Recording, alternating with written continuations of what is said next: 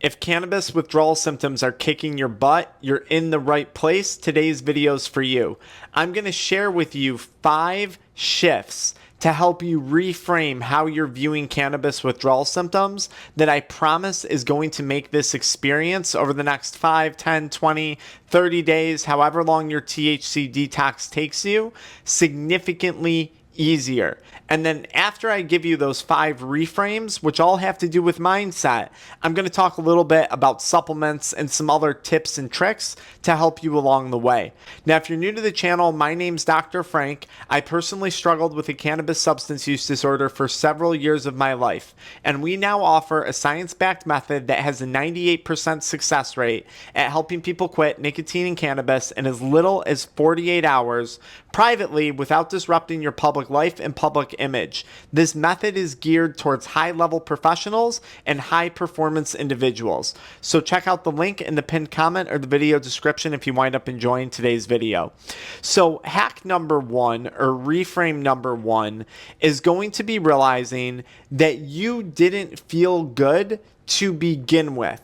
Now, the fact that you've removed cannabis, you are simply acutely aware of how bad you actually feel. And what I mean by this is, you never would have quit cannabis in the first place if you felt good. You wouldn't be watching this video. You never would have thought to yourself, maybe I should stop smoking weed or using edibles. You already felt bad going into the quitting process and the withdrawals. The reality is you were just consuming cannabis from time to time or all day long, however often it may be, and you weren't even aware of how crappy you felt because you were under the influence of the substance.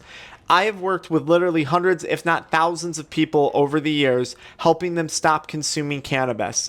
And no one who has worked with me has gone into our first few conversations saying, hey, Dr. Frank, I feel like $1 million when I'm consuming cannabis, and for that reason, I want to stop. Most people contact me and say, it's destroying my business, it's ruining my finances, it's damaging my relationships, I'm super concerned about my physical health and my mental health, it's in the gutter because of cannabis consumption. And then they'll start to go through the withdrawal symptoms and they'll say, oh my gosh, I feel so bad, I'm not sleeping, my appetite is off, my stomach hurts. And I'm like, I just want to remind you, you felt bad to begin with. You are now just becoming acutely aware of how bad this drug was actually making you feel as you go through the detox process. So don't fall for the lie that consuming cannabis again is going to resolve any of these problems temporarily or permanently. Speaking of permanency, thing number 2 to remember is that this situation is not permanent, it's temporary. I always tell my clients to adopt the motto, it is what it is. How I feel today is not how I'm going to feel tomorrow. How I feel tomorrow is not how I'm going to feel next week. How I feel next week is not how I'm going to feel next month. How I feel next month is not how I'm going to feel next year. And next year is not how I'm going to feel next decade. So many people will go into cannabis withdrawal symptoms and they'll wind up thinking that it's permanent. Am I going to feel this irritable forever? Am I going to feel this nausea and loss of appetite forever? Am I going to have cravings like this the rest of my life? If I had felt that way for the rest of my life, as crappy as I felt, because I went through some extreme symptoms when it came to cannabis withdrawal, I never in a million years would have stayed sober. I would have went back to using the substance. But I obviously didn't, and neither have thousands of other people who have quit that have been in very similar shoes to yourself. You cannot label the withdrawal symptoms as a permanent situation, because if you think it's permanent, then there's no way out and you're going to think you're screwed. There is an end to cannabis withdrawal. And with the end of cannabis withdrawal symptoms, for a lot of people, also comes the end of the cannabis addiction and the cannabis substance use disorder. So don't fall into the mindset of thinking what you're experiencing today is permanent, because I can guarantee you, and say it with me, how you feel today is not how you're going to feel next week. How you feel next week is not how you're going to feel next month. How you feel next month is not how you're going to feel next year. And how you feel next year is not how you're going to feel over the course of the next decade. It's going to change, and I promise whatever you're feeling right now is not a permanent thing. Reframe number 3 It is what it is. What you're experiencing right now, no matter what those withdrawal symptoms may be, it is what it is. And what I mean by that is, does it really change the ultimate outcomes that you were trying to achieve? So did you go into this saying, I'm going to quit cannabis, I'm making a commitment unless I get insomnia. I'm going to quit cannabis, I'm making a commitment to change unless I get cravings.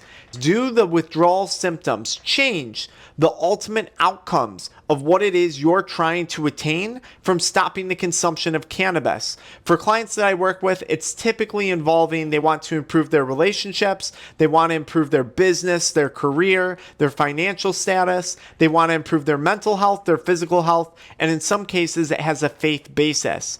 Do cannabis withdrawal symptoms take away from the fact that you are trying to achieve and unlock that next level of potential in either your health, wealth, overall happiness, or faith basis?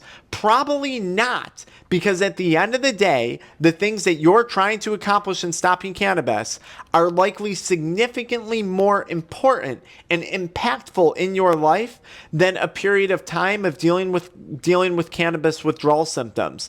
So it is what it is. Because you're feeling this way temporarily right now, does that ultimately change what it is you are trying to accomplish in your sobriety from cannabis or other substances?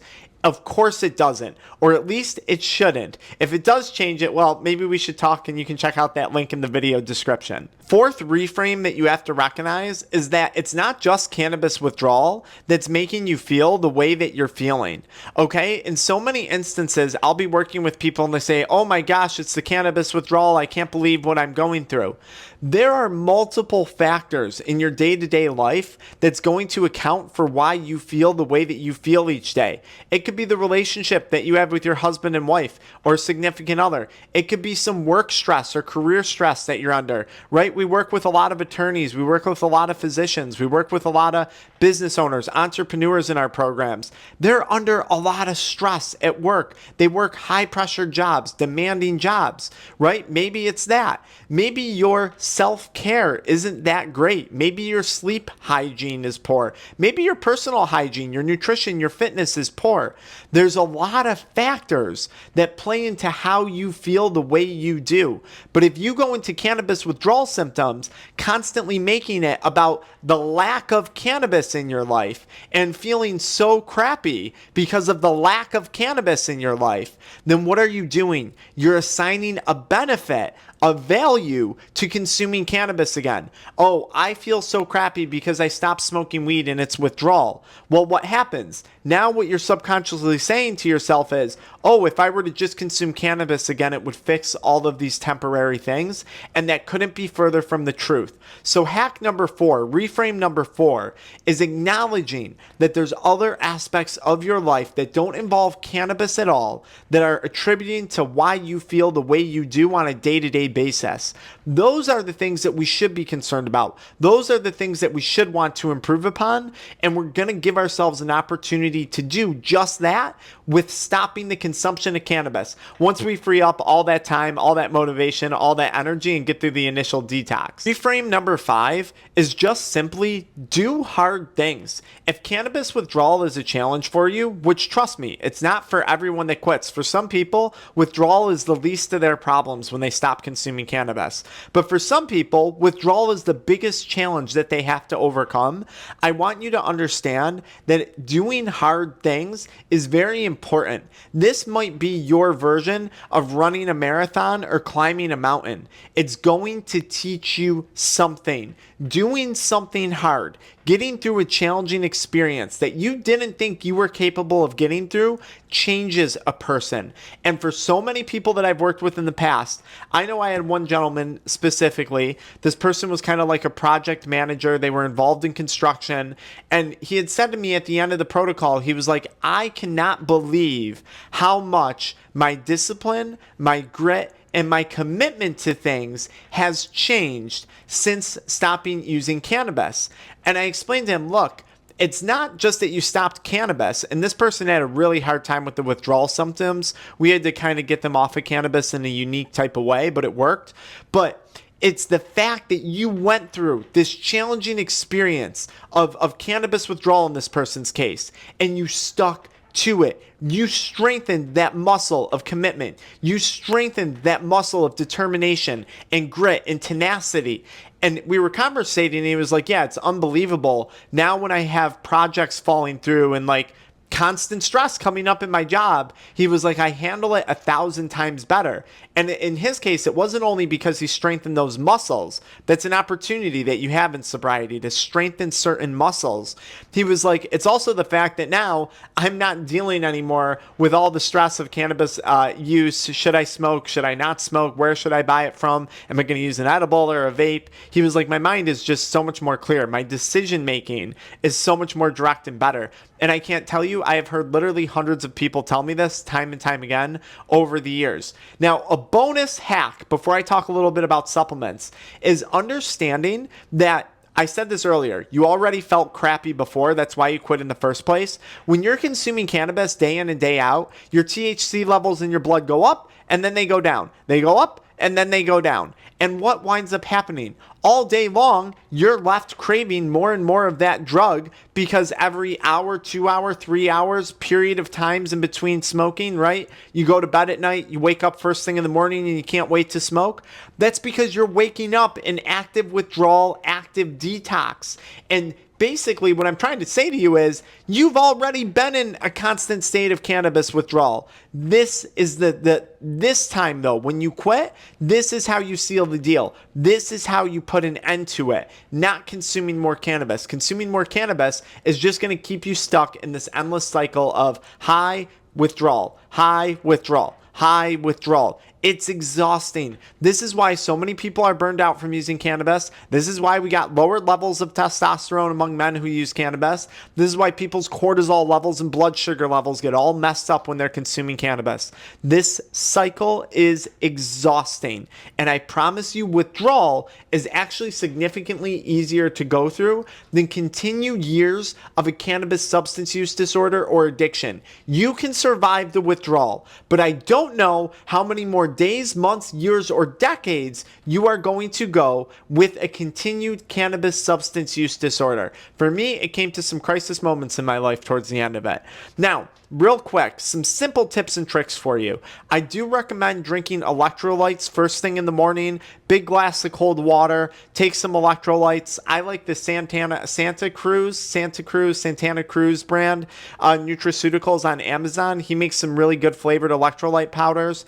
And then creatine monohydrate can be a secret hack for you. Creatine monohydrate has been shown to be really good for energy production, but also when it comes to brain health. These are two common supplements that I use with my clients when we're helping them either fully stop using cannabis, moderate it, or if we're tapering someone off of cannabis because maybe they got some medical things that we have to taper it for them. And then lastly, another simple tip or trick is to just recognize that the cannabis withdrawal symptoms aren't you suffering, it's the death of the addiction. Cannabis withdrawal is addiction's last-ditch effort at trying to suck you back in. The cravings, the irritability, the stomach pain. You're healing, you're detoxing, you're improving. The addiction is dying, and it's trying to do everything it can to let you know. Now, if you wound up enjoying this video, what I want you to do is pop over into the next one where I talk a little bit more about managing the specifics of different cannabis withdrawal symptoms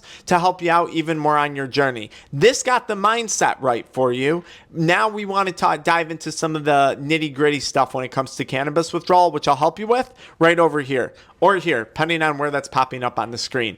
Until next time.